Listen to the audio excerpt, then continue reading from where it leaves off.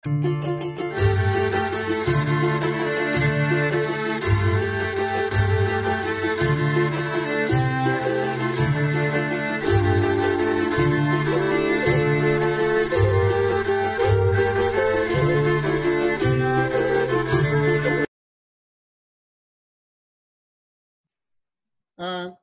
Keiches, die Kekurus Tlapkauha, Nobe, İstanbul Boğaziçi Jikwa Bosfor Üniversiteytim.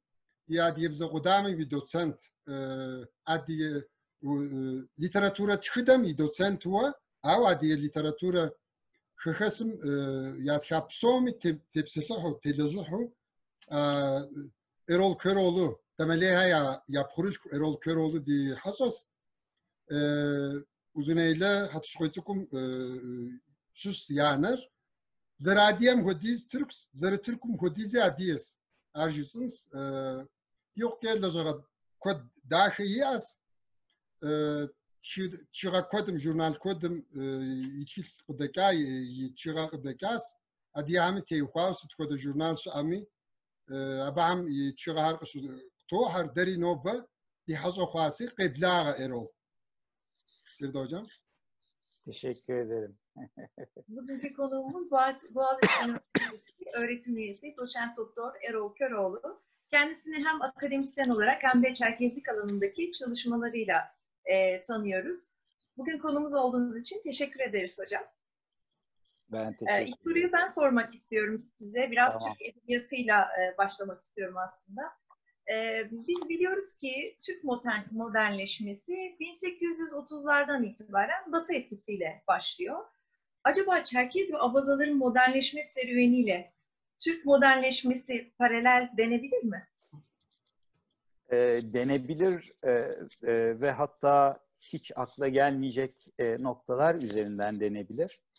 Yani Çerkez soykırımı ve ardından gelen sürgün, yani işte halklarımızın 100 yılı aşkın bir süredir yaşadığı, tecrübe ettiği soykırım koşulları tamamıyla modernlikle bağlantılı bir şey. Yani modernlik tarihsel sosyologların ve tarihçilerin 15. yüzyıl sonunda Batı Avrupa'da başladığını öngördükleri bir şey, değişik aşamalardan geçerek, ki bu aşamalardan biri de dünyanın gelişmesiyle, kapitalizmin gelişmesiyle bağlantılı olarak politik bir emperyalizm meselesi. Ve bu emperyalizmin bir yansıması olarak da kolonyalizm, sömürgecilik ve emperyalizmin yansıması olarak da Çerkezler 19. yüzyılın ortasından itibaren şiddetlenen bir biçimde bir emperyal güç haline gelen Çarlık Rusyası'yla karşı karşıya geliyorlar ve bu karşı karşıya geliş eski zamanların fetihlerinden daha farklı bir karşı karşıya geliş tabii ki. Yani bir kere Çerkezlere zayıf da olsa destek veren karşı emperyal güçler var, İngiltere gibi. Ve onun daha altında, onun 19. yüzyıl ortasından itibaren, Kırım Savaşı'ndan itibaren müttefiki olan Osmanlı İmparatorluğu gibi. Dolayısıyla Çerkezlere şu veya bu oranda moral veya kamuoyunda veya maddi bir takım desteklerde bulunuyorlar ama o güçlü ve gittikçe güçlenen ve modernleşen Rus emperyalizminin önünde duramıyor Çerkezler. Ondan sonra da buraya geliyorlar. Buraya, yani büyük kısmı Anadolu'ya geliyorlar. Bir kısmı Balkanlara yerleştiriliyorlar. Yani bugün bizim bilmediğimiz bir biçimde 1913'e kadar, yani Balkan Savaşları'na kadar Osmanlı'nın önemli, yüz ölçümü açısından daha küçük ama maddi olarak çok önemli bir bölümü Avrupa'daydı, Balkanlardaydı, Rumeli. Orada özellikle bugünkü Bulgaristan'da çok fazla Çerkez iskan edilmişti.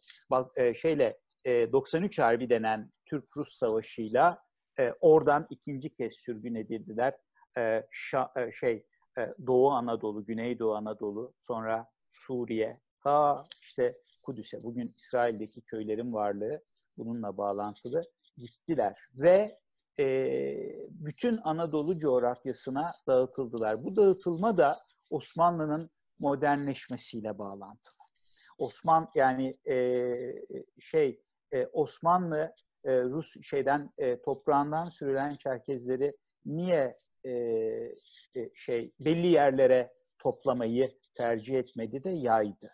Yani bunun modern anlamda bir nüfus politikası olduğunu bugün görebiliyoruz. Bugün Anadolu topraklarında nerede Çerkez varsa orada Çerkezlerden önce modernleşen ve merkezileşen Osmanlı Devleti'nin problemli gördüğü nüfus grupları var. Örneğin Ermeniler var, örneğin Rumlar var. Örneğin Türk kökenli olduğu halde Alevi olan ve daha da önemlisi yerleşik olmayan göçebe Türkmen boyları var, Afşarlar var. Bütün bunlar 19. yüzyıl ortasında zorla iskan edilmişler. Çok kan dökülmüş. Ve Osmanlı yeni gelen Çerkez nüfusu, Ruslarla savaşmaya, dövüşmeye, direnmeye alışmış ve çok da hırslanmış olan nüfusu bir nüfus, adeta yeni bir nüfus bekçisi gibi Anadolu'nun her yerine yerleştirmiş. Yani işin başı yani soykırım, sürgün ve Anadolu'da, diasporada yerleşme sürecinin tamamı zaten moderniteyle, modernleşmeyle bağlantılı.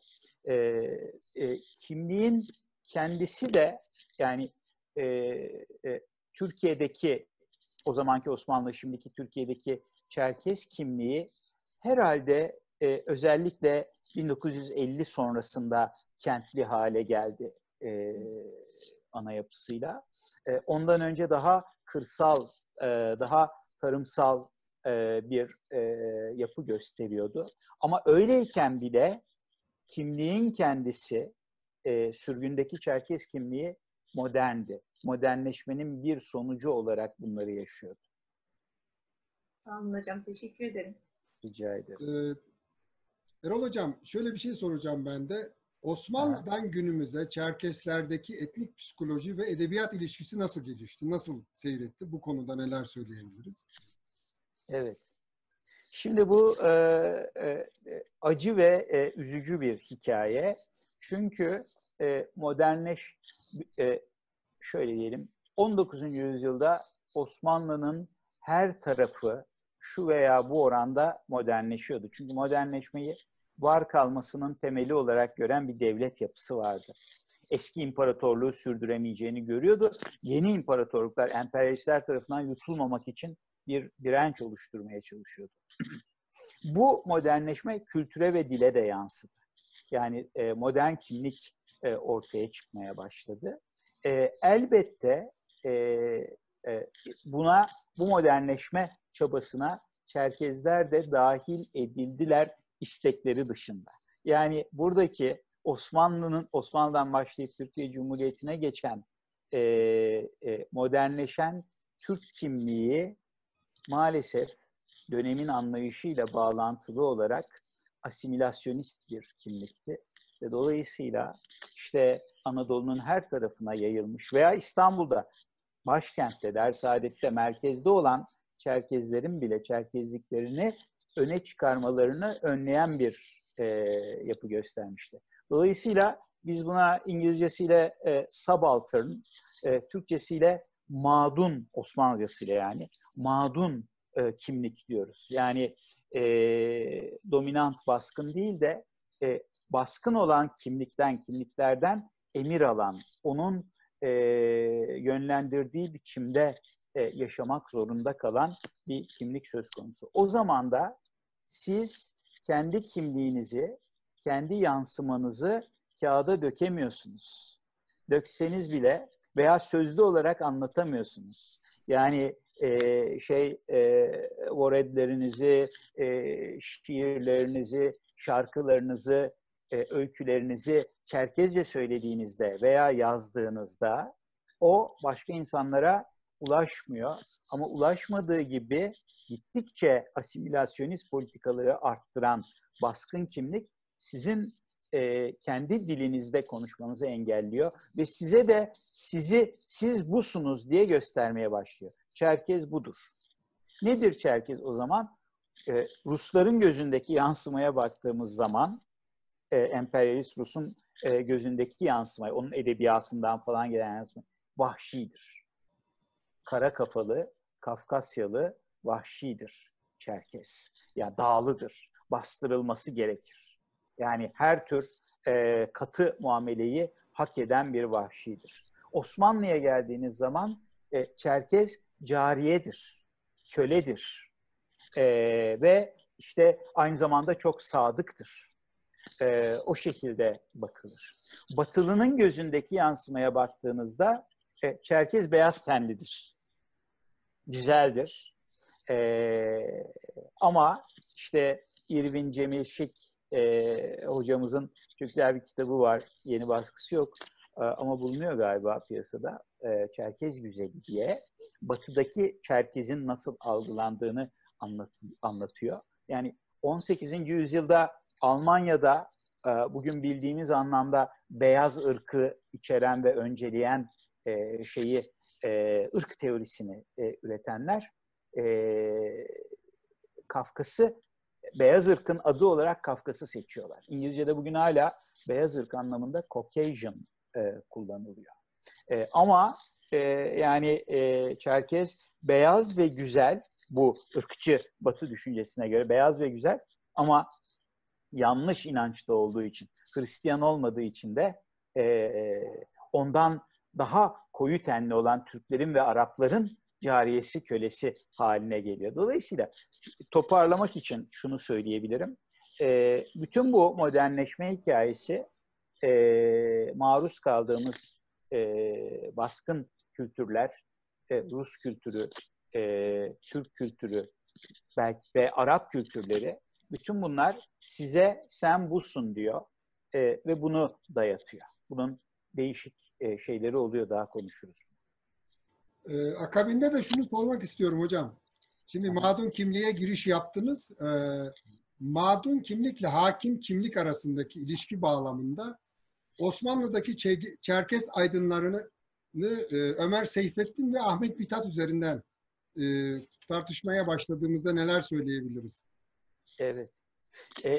Şimdi tabii bizim tarihimizde bir 1864 soykırım var ki tabii Orta Kuzey Kafkasya, Şamil'in direnişinden sonra buraya gelenler ve sonra 64'ten sonra Abazaların gelişi 1770'lere kadar devam edecek böyle bir şey var. Fakat bundan da önce Anadolu'ya gelmiş olan Çerkezler var. Yani köle olarak gelip Osmanlı ordusunda ilerlemiş olan paşalar vesaireler olduğu gibi, aynı zamanda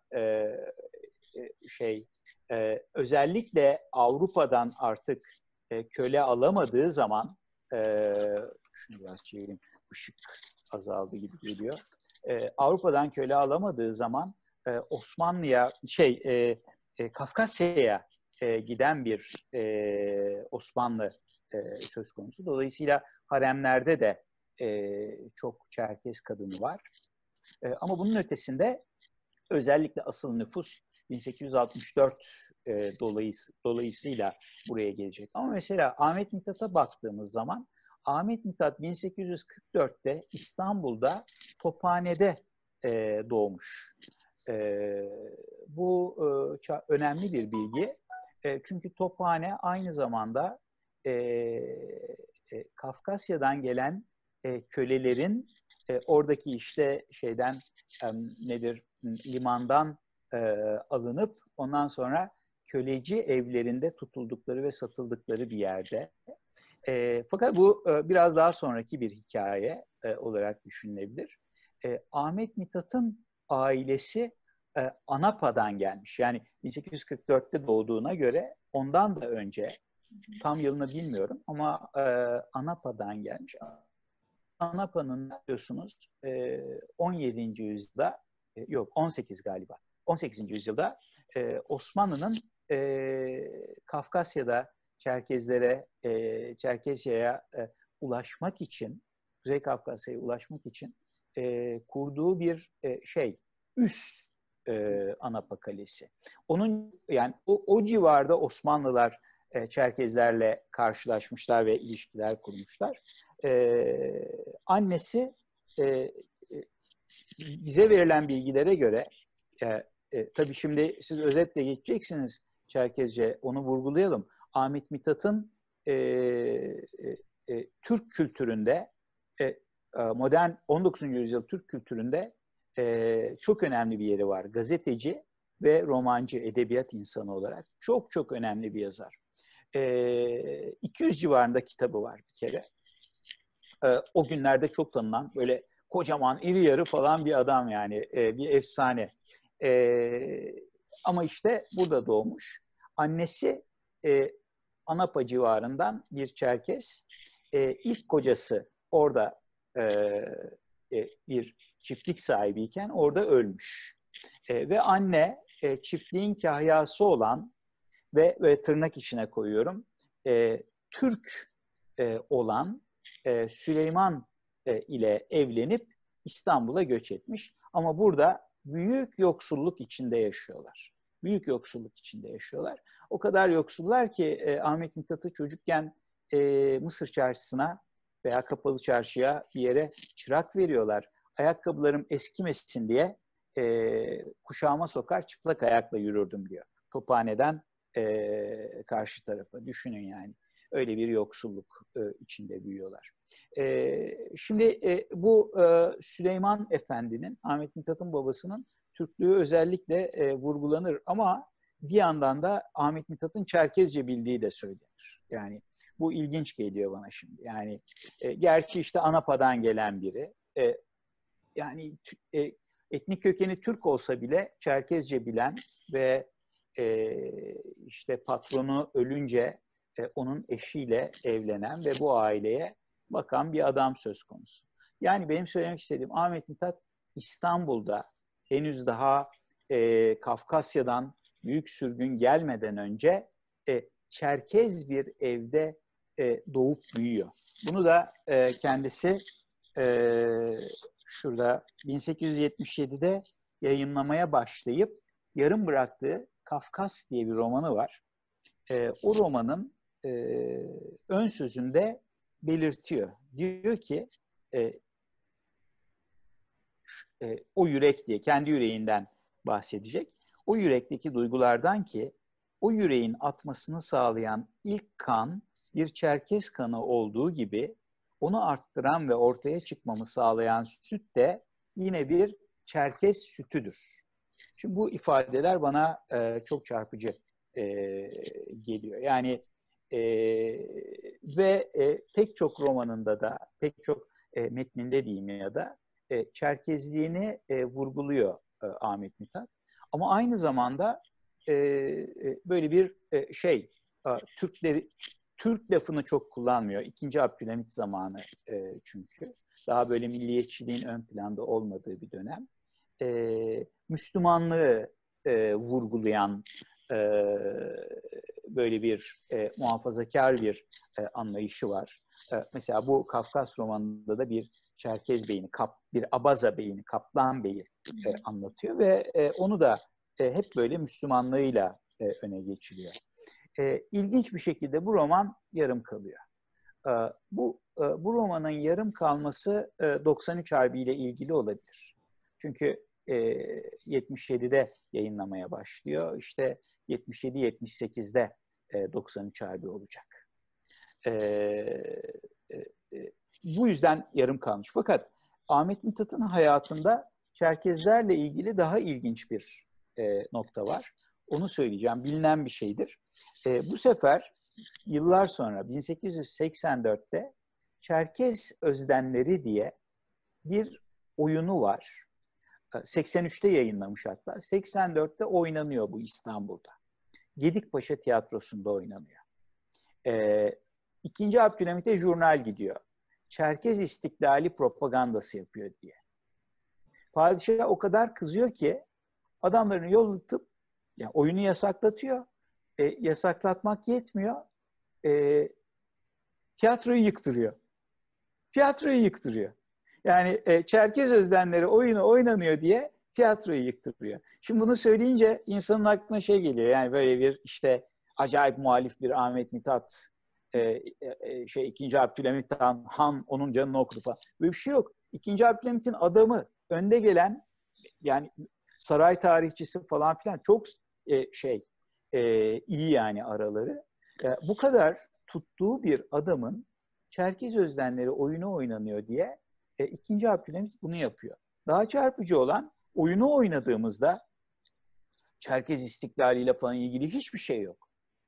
Orada özgür Çerkez köylüleri arasındaki bir kan davası anlatılıyor. Yani bir töre oyunu. Ama bu bana Osmanlı'daki Çerkezlerin kimliğiyle ilgili önemli bir nokta gibi geliyor. Yani Çerkez hayatından bir sahne muktediri rahatsız etmiş. Bunun anlatılıyor olması muktediri rahatsız etmiş. Neden? 1864'ten bu yana 20 yıl geçmiş. Anadolu'nun her tarafında Çerkez var ve bunlar yaralarını sarmışlar. İşte at yetiştiren atını yetiştiriyor, tarımla uğraşan tarımla uğraşıyor ve bunlar yavaş yavaş ülkenin içinde etkili olmaya başlamışlar. O zaman işte bunlara dönüp bir şekilde, hiç öyle politik olmadan, sen Çerkezsin diyecek bir kültürel üretimin önüne geçilmesi tercih ediliyor. Ben bunu böyle yorumluyorum. Buradan başlayan bir şey var. Yani buradan da devam ettirirsem, Çerkez aydınlarının kültüre katılımı hep o Çerkezliklerini bastırarak olsun isteniyor. Osmanlı'da bunu görüyoruz. Oradan da Ömer Seyfettin'e, yani 20. yüzyıl başına geliyoruz. Bu noktada durayım mı, yoksa Ömer Seyfettin'le devam mı edeyim? Devam edin hocam. Peki, onu biraz daha kısa tutmaya çalışayım. Ömer Seyfettin'in de kimliğiyle ilgili soru işaretleri var. Yani Gönenli bir Çerkez subayın çocuğu olduğu iddia ediliyor. Kendisi de subaylık yapıyor. Ama Ömer Seyfettin aynı zamanda bir ideoloji olarak Türk milliyetçiliğinin Ziya Gökalp'le birlikte yaratıcılarındandır. Yani Türkçülük, Turancılık vesaire dediğimiz ideolojileri 1908 sonrasında geliştiren, hikayelerinde kurgulayan ve edebiyat dışı yazılarında da propagandasını yapan müthiş. Yani bazı yerlerde inanılmaz böyle sosyal darwinist ve korkutucu yerlere giden bir söylemin de sahibidir Ömer Seyfettin. Şimdi Ömer Seyfettin'in Gönenli bir Çerkez olduğu söylenir. Ama aynı şekilde onun bunu reddettiği de söylenir. Yani mesela onun ailesinden olan biri biz Dağıstanlıyız demiş birine. Yani biz Çerkez değiliz, Dağıstanlıyız. Evet, Dağıstanlılar Çerkez değil ama Kuzey Kafkasyalı onlar da ve Türk değiller, ama Dağıstan'daki dağ lafı üzerinden etnik olarak onların Türk olduğu falan varsayılıyor. Hani işte bizde de Türkiye'de var ya efendim biz Kabartay Türküyüz. Yani Kabarde'yi birazcık böyle ünlü uyumuna iyice uydurdun mu Kabartay Türkü oluyor. Ondan sonra da bir de Dağıstanlıyız şeklinde. Yani bu bende soru işareti uyandırıyor. Şunu söyleyebilirim. Ömer Seyfettin, mesela Ziya Gökalp'in de annesi Zaza'dır. Diyarbakırlı Zaza. Babasının Türk olduğu söyleniyor. Hatta Ziya Gökalp Türk milliyetçiliğini ideoloji olarak geliştirmeye başlamadan önce Diyarbakır'dayken 1908 öncesinde bir dönem bir Latin temelli Kürt alfabesi üretmeye de çalışıyor. Yani oradaki kaygı çünkü kültürel olarak ilerleyen, maddi durumları da iyi olan Ermenilere karşı Müslüman nüfusu etkin hale getirmek. Dolayısıyla ekonomik çatışmalar da söz konusu burada. Ama o da 1908 sonrasında geliyor, Türk milliyetçiliğini kuruyor. Ve zaten kendi anlayışında da kanı reddetme vardır. Yani kan atlarda aranır der. Seçilmiş kimlikler bunlar yani. Ama Ömer Seyfettin Türk milliyetçiliğini ve Türk kimliğini seçmiş olduğu halde öykülerinde Çerkezlerle ilgili pek çok gönderme vardır. Yani Çerkezlerle dalga geçer. Mesela bir Efruz Bey dizisi vardır. Orada 1908 devrimi sonrasında Efruz Bey hürriyet kahramanı gibi kendini lanse eder. Ortalığa çıkar. Ondan sonra da Çerkezdir de. Çerkezler bu bizden deyince o hayır ben kimseden değilim diye karşı çıkar. Bütün kimlikleri kapsıyorum falan deyince öyküdeki kendi öyküsünde Efruz Bey de geçiyor. Efruz Bey diyor Ömer Seyfettin, yalnız kendi cinslerinden olduğunu inkar ettiği ince kafalı Çerkezleri kandıramamıştı. Onlar Rum, Bulgar, Yahudi, hasılı hiçbir milleti öpmeye tenezzül etmeyerek kendi cinsini inkar eden Çingene'den alçaktır diye söylene Tophane tarafındaki kahvelerine döndüler. Kafkasya'daki eğerlerini, gümüşlü kamçılarını anlatmaya başladılar diye dalga geçiyor. Bu dalga geçiş bana çok içeriden bir dalga geçiş gibi geliyor. Yani ama ondan öte tabii ki burada da neticede yani Çerkezleri ne kadar iyi tanırsa tanısın, ister Çerkez olsun ister olmasın, bu kimliği olumlu görmeyen, yani milli kimliğin karşısında geri kalmış, olumsuz olarak nitelendiren bir yaklaşım var. Hocam o zaman Bir Kayışın Tesiri öyküsünü de böyle yorumlayabilir miyiz? Orada da böyle hani Çerkez olmadığı halde bir Çerkez kemeri etkisiyle Çerkez'e dönüşen bir Türk'ün hikayesinden söz ediliyor. Yani bu iki türlü okumaya açık. Ben bunun çok farklı yorumlarını da okudum çünkü. Kimisi bunun bir Çerkez övgüsü olduğunu söylüyor. İşte milliyetine bağlılık sağlayan, işte sembolik değerlerle milliyetçiliği yükleyen bir öykü olarak yorumlanıyor. Ama bir yandan da bana şey gibi geliyor. Yani Ömer Seyfettin'in bunu yazmış olması, eğer kendisi Çerkezse, hani bu konuda ihtilaflı olduğu için. Bir yandan da ironik bir yer var az önce sizin dediğiniz gibi. Acaba bu kimliğini inkar eden bir yapı mı ya da alay eden bir yapı mı? Evet. Yani Ömer Seyfettin'i bir bütün olarak değerlendirmek gerekiyor. Zaman içinde yazdığı hikayeler üzerinden. Ve bunun içinden baktığımızda mesela Bir Kayışın Tesiri tam tarihini şimdi hatırlamıyorum ama 1920'de falan yazdığı. Yani şu çok mu azaldı diye bakıyorum ama gayet güzel hocam, sorun yok. Eyvallah. 1920'de yazdığı, işgal koşullarında yazdığı, yani Ömer Seyfettin bir İttihatçıdır. İttihat ve Terakki ve Ziya Gökalp'in baş yardımcısı falan, yani en yakın arkadaşlarından biri. Dolayısıyla Ömer Seyfettin'in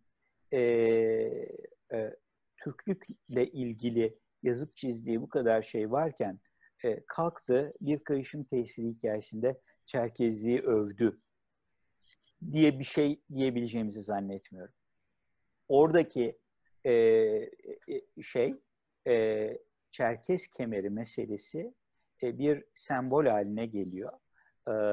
Yani Türklerin ne kadar zor durumda olduğunu, bu zor koşullarda bir Çerkez kemeri kadar bile insanları kendi kimliklerine ikna edecek bir araçlarının kalmadığını söylüyor. Yani kalbi kırık bir Türk milliyetçiliği yapıyor orada. Ben bu konuyu Elbruz Aksoy'un 1864, benim adım 1864 Çerkez Hikayeleri kitabına dönük bir yazı yazdım ve orada tartıştım aslında. Çünkü orada da Elbruz Aksoy'un kitabında Birinci Dünya Savaşı'nın sonunda neydi İsrail'deki köy Kfar Kama mıydı? Kfar Kama. Kfar Kama'da kalmaya karar veren Çerkezlerle birlikte savaşmış bir Boşnak askeri, Boşnak Osmanlı askeri hikayesi var. Onun üzerinden ben ikisini karşılaştırdım. Yani o hikayedeki anlatım Çerkezleşen Boşnak hayatta olabilen bir şeyi bize anlatıyor. Yani kimlikler içinden çıkılmaz kaleler değildir. Her ne kadar ideolojiler onları bu hale getirmeye çalışsa da bir geçişlilik vardır ve insanlar farklı kimliklere bürünürler. Bu açıdan da bunu doğal karşılamak gerekiyor. Yani orada da hem kültürlerini beğendiği için hem de kendine barışçıl bir hayat kurabileceğini, bir gelecek kurabileceğini gördüğü için Bosna kökenli biri şimdiki İsrail topraklarındaki Çerkez köyünde kalmayı ve bir Çerkez hayatı yaşamayı tercih ediyor. Şimdi hocam, Türkiye'de Çerkez kökenli olmayan yazarların Çerkesleri konu aldığı eserleri eleştirel okuma bağlamında nasıl karşılıyorsunuz? Onları nasıl okumalıyız? Onların nelerine dikkat etmeliyiz? Bu anlamda evet, bir okuyucunun hassasiyetlerini bir iki programınızda biraz anlatmıştınız ama ben burada tekrarlamanızı isteyeceğim. evet, evet. Evet, yani şimdi tabii değişik biçimlerde temsil edilebiliyor Çerkez kimliği edebiyatta. Bazılarına evet gönderme yaptım. Bazıları grup haline gelmeye başlıyor. Yani mesela çok böyle klişe olmayan bir iki örnekten bahsedebiliriz. Bunlardan biri 1930'lu 40'lı yılların ünlü yazarı, gazetelerde tefrikaları yayınlanan, bugün Türkiye'de kadın hareketi açısından adı geçen Suat Derviş. Suat Derviş'in işte 1962-63'te gazetede tefrika edilen bir romanı var. Aksaray'dan Bir Perihan diye. Orada çok çarpıcı şekilde eskiden varlıklı olup şimdi fakirleşen bir ailenin böyle bir paşa ailesinin şeylerinden, nedir adı? Halayıklarından biri olarak Gülter'i anlatıyor. Çerkez halayık Gülter. Gülter Güney Marmara'daki köyünden gelip bu eve yerleşiyor. Yani satılıyor, buraya satılıyor. Sonra 1908 sonrasında kölelik kalkacak artık ve ondan sonra özgürlüğünü alıp köyüne dönecek, orada evlenecek falan. Oraya baktığımız zaman hem işte 20. yüzyılın ilk yarısındaki modernleşmeyi, hayatın değişimini, solcu bir yazardır Suat Derviş. O sınıfsal durumları gayet iyi anlattığını görüyoruz. Hem de kültüre gayet hakim olduğunu ve o kültüre iyi bir yer açtığını, yani bir Türk yazar Suat Derviş ama ona yer açabildiğini görüyoruz. Mesela hemen şöyle bir parça okuyabilirim. Köyüne dönünce Gülter, oradaki gençler buluşuyor. Yani kölelikten yeniden köye dönünce. Bu ne oluyor? 1908-1909. Gülter onların bu kıyafetini görünce ilk defa olarak satılmış olduğu konağı düşündü. O konağa girdiği zaman onun da üstünde böyle bir elbise vardı. Onu bu güzel elbiseden mahrum ettikleri zaman ne kadar kederlendiğini hatırlamıştı. Yengesi kendisine milli kıyafetli bir elbise hazırlamıştı. Gülter sevinçle üzerindeki şehirli elbisesini çıkardı ve Çerkez elbisesini giydi. Bu ayak bileklerine kadar inen mor renkte çok bol bir etekti. Korsajı yeşil kordelalarla süslü gri kadifeden dar bir korsajdı.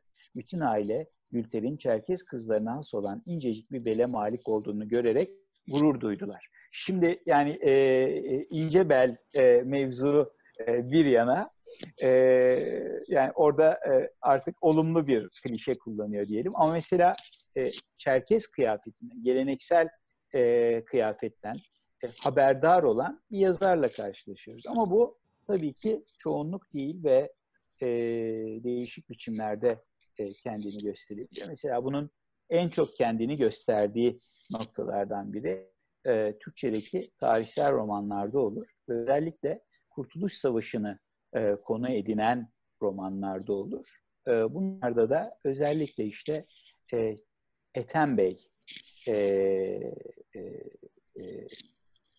Çerkez Ethem yani. Çerkez Ethem üzerinden hainlik meselesi konuşulur. Çünkü Atatürk'ün nutkunda Ethem'in hain olduğu söylenir.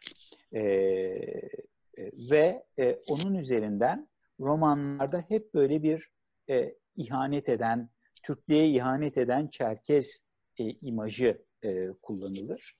Ben bunu Mizage dergisinde çıkan bir dizi yazıda inceledim değişik romanlarda. Yani işte solcu bir romancı olarak Kemal Tahir'in 1965 tarihli Yorgun Savaşçısı'nda bir Çerkez Ethem imgesi vardır. Ondan sonra yine aynı tarihlerdeki bu sefer sağcı Tarık Buğra'nın Küçük Ağası'nda bambaşka bir imge vardır. Günümüze yaklaştıkça böyle bir daha biyografik roman içinde Ethem meselesi vardır. Özet olarak baktığımızda bu romanlara mesela Ethem imgesi ile ne yapacağını bilemez yazarlar. Yani hain demediklerinde bile Atatürk bir kere nutukta ona hain dediği için oradan çıkartamazlar. Yani işte ihanet etmeyecekti de mecbur kaldı veya işte kimi romanda bir bakarsınız İsmet Paşa İsmet İnönü onu ihanete zorlamıştır. Başka bir romanda İsmet Paşa iyi adamdır da başka şeyler olmuştur falan filan. Dolayısıyla bu hep bu şekilde anlatılır ve bu imge üzerinden hain Çerkez Ethem klişesi bütün Türkiye'li Çerkezlere dönük bir suçlama haline getirilir. Hain Çerkez. Yani eğer sen kimliğinin farkındaysan ve bu kimliği savunuyorsan, yaşaması için mücadele ediyorsan, dili korumaya çalışıyorsan, hatta işte dönüşten bahsediyorsan veya diasporadaki Çerkez kimliğinin eğitimle desteklenmesi gerektiğini falan savunuyorsan, bu Türk milliyetçiliği açısından kabul edilmez bir şey oluyor. Ve o zaman söylemin böyle bir gezen, serseri mayın gibi gezen bir söylemin gelip sizi çarptığını görüyorsunuz. Yani sen o zaman hainsin. Hain Çerkezsin. Bak sen Çerkezce konuşuyorsun. Demek ki hainsin. Demin de şakasını yaptınız ya siz. Benim hakkımda mı konuşuyorsun? Niye senin hakkında konuşsun işte? İki tane Çerkez bir araya gelmiş. Bildikleri ana dilleri olan dilde konuşuyorlar.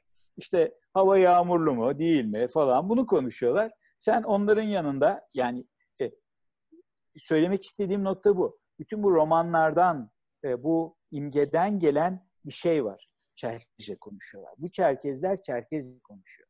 Bu Çerkezler Çerkez olduklarını biliyorlar. O zaman hain bunlar. Ve Türkiye'de vatan haininin hala bugün bile ne kadar tehlikeli bir suçlama olduğunu biliyoruz. Yani bu zaman içinde tabii değişti ama hala değişen düzeylerde bununla karşılaşıyoruz. Bunları okumak kimliğinin farkında olan Çerkezler için veya hatta böyle bir aileden gelip dili bilen ya da bilmeyen, kendinin Çerkez olduğunu bilen Çerkez çocukları için bu imgeyle karşılaşmak travmatize edici. Yani zedeleyen bir şey. Yani Amerika'da Afrikalı Amerikalı bir çocuğa okulda birilerinin nigger demesi gibi. Tamam mı? Yani zenci falan diye küçümsenmesi gibi. Antisemitik bir şeyler gibi. Yani bu coğrafyada da olmayan bir şey değil biliyorsunuz. Yani Ermenilerle ilgili de var, Kürtlerle ilgili de var. Çingenelerle ilgili zaten romanlarla ilgili bütün kültürlerde var. Bu tür imgeler üzerinden romanlardan veya işte popüler kültürden gelen bu imgeler üzerinden Çerkezler de paylarını alıyorlar. Çerkezler bence bunu eleştirel okumaya tabi tutmalılar. Yani burada ne yapılmaya çalıştı? Yani sen bana hain diyemezsin değil de bu roman benim kimliğimi Çerkez Ethem üzerinden damgalayarak ne yapmaya çalışıyor? Beni nereye sıkıştırmaya çalışıyor? Bununla nasıl başa çıkılabilir? Bunun yollarının düşünülmesi lazım. Bu şeyle hayır efendim biz hain değiliz. Biz Kurtuluş Savaşı'nı asıl biz yaptık. Biz Çerkezler yaptık. Veya işte siz farklısınız, biz farklıyız, biz böyle çok güzeliz falan. Yani en iyisi Çerkez olmak falan gibi şeylerle de çözülebilecek bir şey değil. Tam da bütün modernleşmenin bir parçası olduğumuz için bu mekanizmaların farkına varmamız gerekiyor. Edebiyatı eleştirel okuduğumuz zaman, edebiyatı veya bu tür imgeleri eleştirel okuduğumuz zaman bu bize bir aydınlanma getirebilir. Yani kimliğimiz üzerinden ne oyun dönüyor? Biz nereye sıkıştırılıyoruz? Bunu anlamamıza yardım edebilir.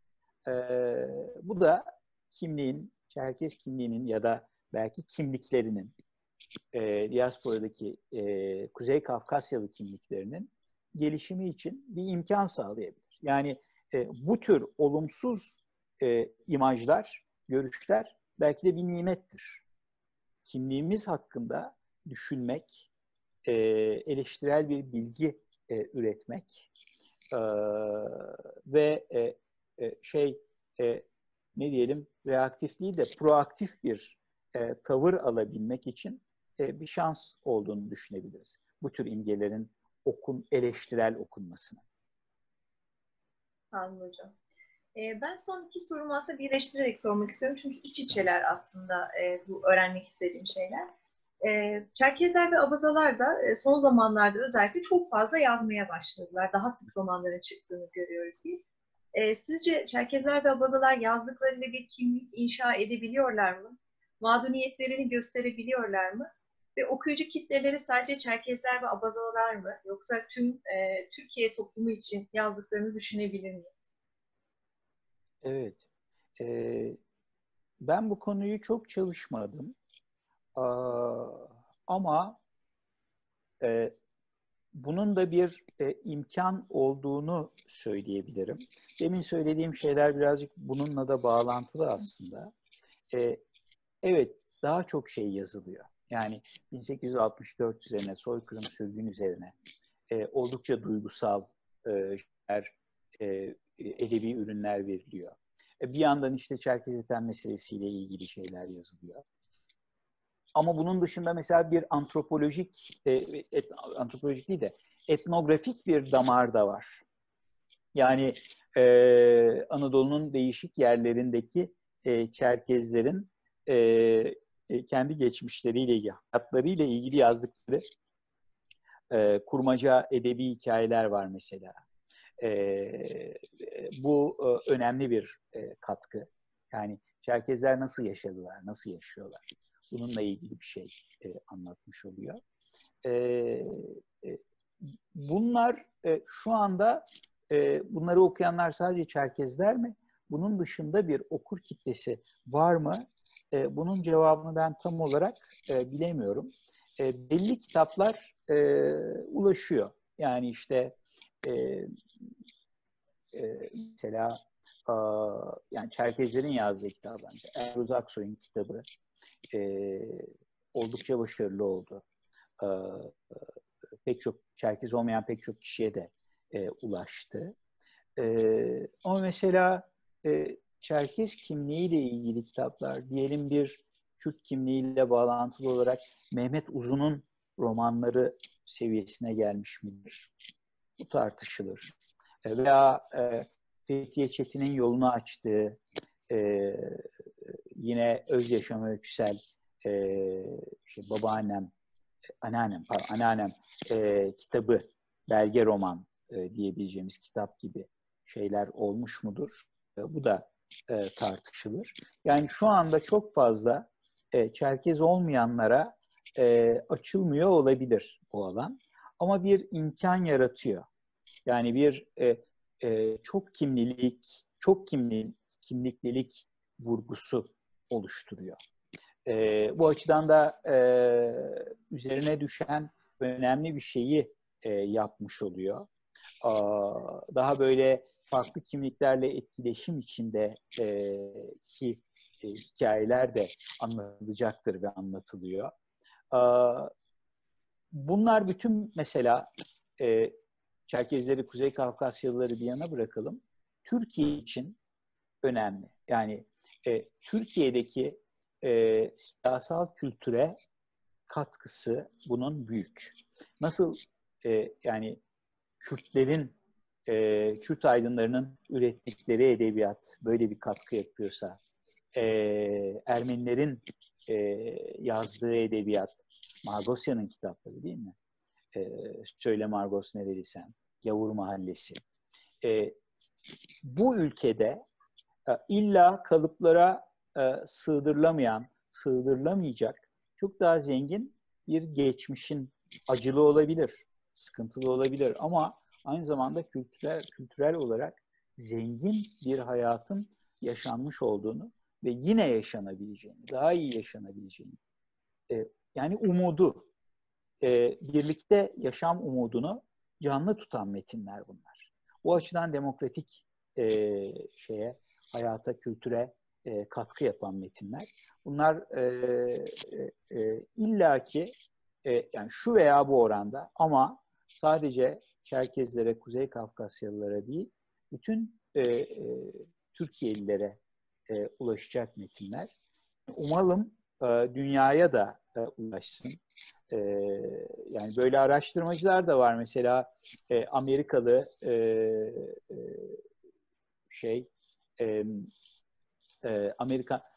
Amerika üzerinden köleliği çalışan ama beyaz köleliğini de söz konusu eden. Bu yüzden bakıp işte Türkiye'ye gelip veya Kafkasya'ya gidip Çerkezlerle tanışan insanlar da var mesela. Dolayısıyla biz dünya tarihinin bir parçasıyız. Dünyadaki hayatın da bir parçasıyız. Dünyadaki çiçeklerden bir kısmını, kültür çiçeklerinden bir kısmını biz oluşturuyoruz.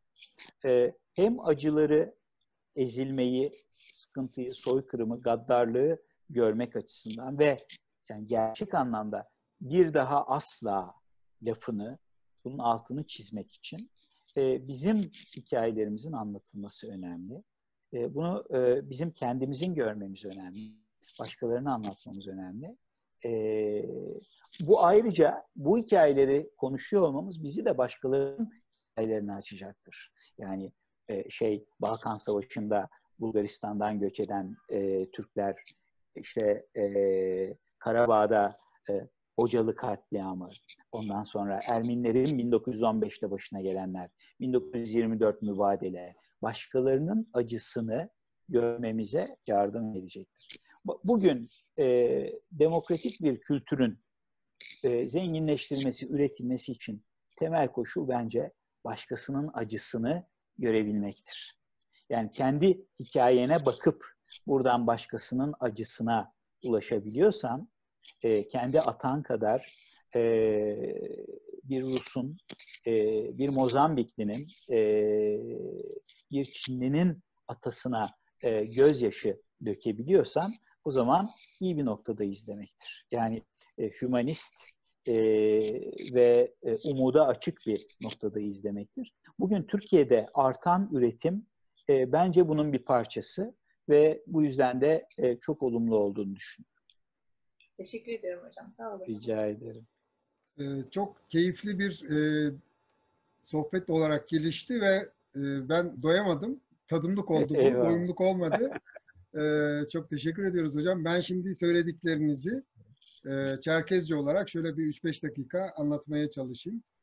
Nova demeliha yapmış Erol Koroğlu'm ciyaham zediheplama Türkur Osman'ın ders zava Avrupa'm yaşu modernite moderni vaz şap yğapsunu zamji adigeri abi hisaf sawa adigemi Osman'da minagum şakari Türk'ü minagum şakari adiyemiz işiz خويمي خميمي أبو يوسو أديامي كود يافهم دكاس أبو تبسط الحاس يتانو ده وسمنم زاو نوبم قصكون كأديهم etnik ve sıt koda psikologiya diye.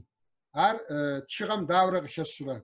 Çıkam her sıt koda ve supa yubudra jizari şey yapsam sonra abi igor izas mebte yuhawa mo tepşatlaptım qatri budar qadi pasar da qadi twi gafasham de tetwa de zurshtam igor izas أبديجم عمر سفدين حتى عمر سفدين را حكونا أحمد ميتاترا يا جوجيش أس نجي تركم وسمنم سخانم أحمد ميتات يوكا صرو أو لجاكو شيتم ناس تشغايو دونم تشخلي تشاو خشم ناس روماني تشاو مخديزو زر لجاكم قبكو قدم Osmanlı'm yetişidemi, Türk'üm yetişidemi Ahmet Mithatır madiye vazirişettir ama adiyes. Yazım yetişiğami kışagaz,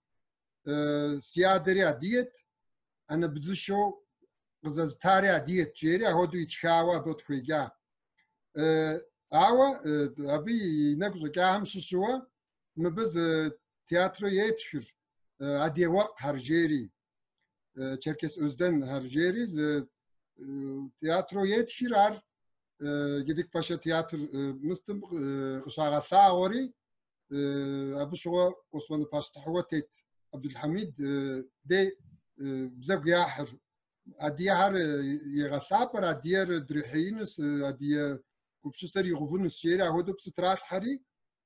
O kubjri tiyatr şigar zizram hanwa munafaz rişam قسموفا جدك باشا تياتري مستيشر يريغا قطري يريغا ودر بصراحة أكو دي زوا يز عبد الحميد دا أبقاوي يو نتانا مستم فاشتهم يقرأ لهم يتشدات شو زر لازم قبقو متكتغ أبنسي حتى عمر سفدين تركم أجي تشاس رومان ليتراتورام Türk literatürüm lojashko kod zirikil ham kodu. Abi Igor Tfijas, Ari Hetim Adiyevja, Hetim Dağıstan Şuşuja arav, Hetim Türku, Hetim Dağıstan, Yadiya Garzir Kemushu. Kezu jipama Ömer Seyfeddini, Ahmet Mitati, Osman'ın kaphay uzun, Osman'ın koşuhatsı khas mahar. Adiyar kaphay uzun. Agodi zum أديجامي وسمندمي يخيز ريكاوة زخوي مدوغي غسبة باهوج بخونس نتانا يتفانو سزوبشار نوب أديهم ياتيا أديهم تيوخاو أديهار قششو أديهار ستكنخ خشو مست بيتيز راس جيبما أديهتم قشاغاسوس تشغهم ستخديزو شتمي ست خت ستي تشمي أديك تمرة أتاتيركورا ترك ريسبوبليكا شاوكم أخواقش أمر يا زخواكم يا اسمتينلو شتو عايشم يا زخواكم قد فحام قراغاك هو م شيخس هو تركم عاديم زلي غزر ترات حنم شاقوا هوا هدو زر شتر أهر رومان هم غزر ششر تكد دوغ جياس نتانا شيغام ايدنتيتي شيغوفر اديت شاك وهر ابحاث شاك وهم ايدنتيتي ياغوفر فرا ستخدو مرز راغوفر جيري وبشاتي سيفدا مخدو جواب قريتجا نيجي ستوديز غد باو بدمي دغت تيخواوا ستودا يا غدا بسمي أرتوغ زدا بسار ده داخود أمجيتوا زتخنصان نار نخبس جي ده أرغ زدا بسام لير زترال حم حوصور ست أبزر بوفن كويش أرغ تكون قيتحان كويس شيري abi yugo yişas nıtane adiyem yezim yifem dekar yezim inek şeker yezim guhahu şeker zıkamına zi şumgup şov ar butuk qril hav ar yişablem bgadil hav nıtane adresap hami qasuşa hami şwaze var mi yege wa hami yago yişufa hodo zırşıtınım يقول تفيجاس ايو بصاش كوكو دوش نوبا تركم دي بخروج هو اديه ليتراتورا مي ترك ليتراتورا مي تخدمي لجاكو ايرول كورولو يوكاج احكو دوش ترازı بخوخ نوبا دي حاجه خاصي çok teşekkürler hocam bugün konuğumuz olduğunuz için çok keyifli bir söyleşiydi yani hepsini özetleyemedim ama çoğunluğunu özetlemeye çalıştım. Çok güzel, akıcı bir, tatlı bir şekilde anlattınız. Çok çok teşekkür ediyorum tekrar. İnşallah başka programlarda buluşmak üzere. Ben teşekkür ederim. Ben teşekkür ederim. Çok sağ olun.